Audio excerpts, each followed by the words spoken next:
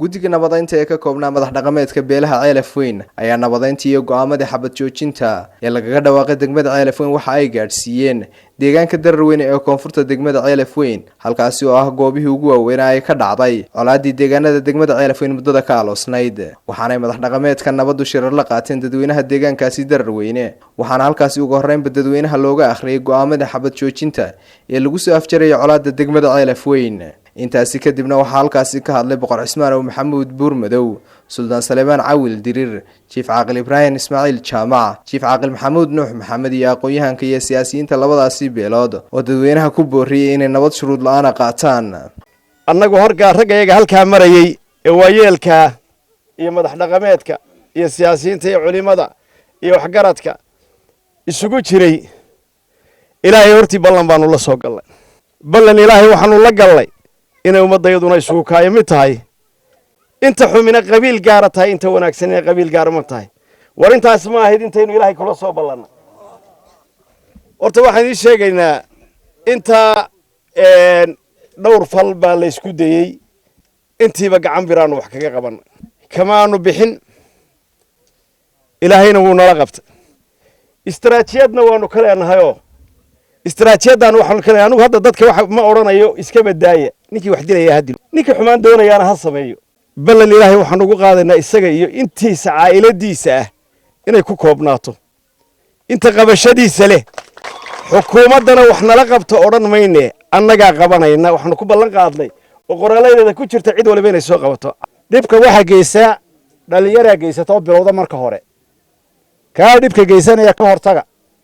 nin walba inaan kaaga qabo nin walba walaalkaa soo qabo saaxiibkaa soo qabo waar joogdhi hadduu joog way soo sheeg ciidamada farta ka saar cid loo naxayaa iyo cid ka daba tegaysaa ma jirto waa ballan weeye waanu saxeexnay ballankaa annagaa qaadno idiin qaadnay idinka taa ogaada nin loo turayaa ma jiro qori laga daba tegayaa ma jiro sidaa loo qaaday weeye nabadiina waa la qaato dee reer Dararweyne ninkii kacay wuxuu yiri nabadii waanu qaadan rag badan oo la tuhun qabay oo la lahaa waxba wadaan aad iyo aad bay ugu sii tiiqtiiqsadeen aad iyo aad baan ugu maantaqnaa ragana nabadda ilaahay dadka soo dhexmariyalka maanta mareysana ilaahay inuu adkeeyo baan leena maalintii aanu ka nimi Hargeysa ee aanu Ceelaf Weyn soo galay ayaa xabadan boo ka dhacda ugu dambeysay waa la wada joogaa waa la isku dhex jiraa waxba la wada cunayaa wixii la ahaabaa la yahay idina reer Dararweyne inta in la eg baanu idinka martinahay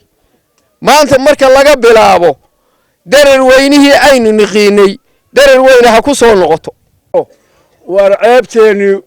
meel walba way taabatay way gaadhi armaryaha ma maydhana war nabadgelyo haddii ma qaadana xabad joojinta ha dharkeenu waa daahiraya marka ballankeenu ha noqdo qof nin iyo gabadhba halkaaga ka gunto haddii ay dhacdo ilaahay naguma keene haddii ay dhacdo qof si xun u fakeraya oo aqligiisa iyo garaadkiisu gaadhsiin waayo waxa maanta aynu u fadhino hooyadii ama aabihii ama inankiisu soo sheego warkan inaga qabta fidmo wadaay soocaynka ma ahaan jirin bariga warcaynka saan jirtay walaalkii waa keeni jiray warina ka walaana u taagle qabta gudaha dhiga ama aabihii waa keeni jiray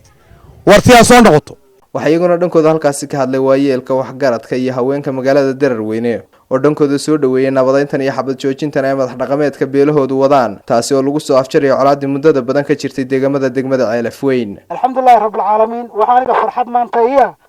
iyadoo maanta labadii reeran ka soo jeeday geedkan nabadda ay ku xidhayaan nabad cuqaashi boqoradii iyo salaadiintii iyadoon cidna ku dhex jirin intaas aniga farxad iyo dheeraada oo aan aad ugu farxad dadkuna way la qabaa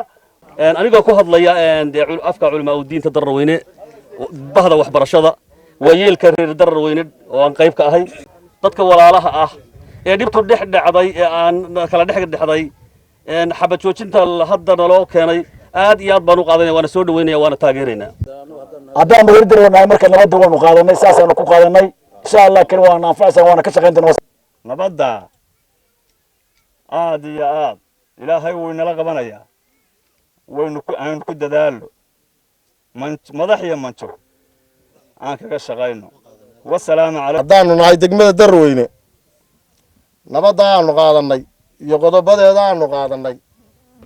inaanu ku dhaqmayno waxa laale wixii calqaladee nagaga hor timaadana yaa dee ciddii naga dawladdu inay naga taageerto oo waxa laale wixii nabadgelyada ka hor yimaada ay wax ka aanu anagu soo gudbino ciddii aanu anagu nabadgelyada wax kaga tirsanno haddaanu degmada Dararweyne nahay yaa waanu ku qaylinaynaa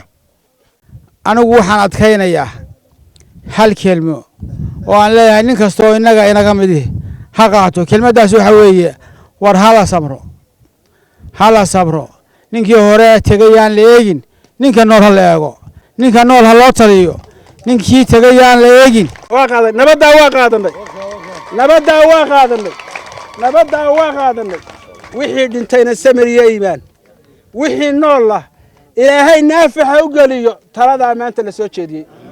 waxaa isaguna dhankiisa halkaasi ka hadlay taliyaha ciidamada qaranka ee nabadeynta degmada Ceelafweyn gaashaanle sare Cabdulaahi Ibrahim Xasan oo xusay tallaabooyinka ay ka qaadayaan cid kasta oo nabadeyntan ka hor timaada maanta laga bilaabo marka halkaa laga dareero magaaladaas way isku furan tahay waa la dhex soconayaa dadku waa walaale laakiin nin qori sitaa ma jiro ninka lagu arkay inuu qori sito waxaanu qaadanay qorshaheeda oo aanu ka wada hadalay odayaasha nabadan wada iyo go'aankii nabadda la soo saaray oo aad dhageysanayseen ninka qori sita qorigiisa inaanu ka qaadno hubka ninka sita hub wax ku dilaya inaanu sideedaba meelaha la iskugu imanayo ee magaalooyinka iyo ceelasha uu mamnuuc ka yahay ciidankuna u fasaxan yahay arrintaa inuu wax ka qabto intaasi kadibna madax dhaqameedka nabadda oo hogaaminaya dadweynaha reer Dararweyne waxa ay socod lagu tusaaleynayo isdhexgalka bulshada iyo nabadeynta deegaanadaasi ay ku mareen magaalada Dararweyne Hoyoone Sheekh Axmed Universal TV wararka gobolka Sanaag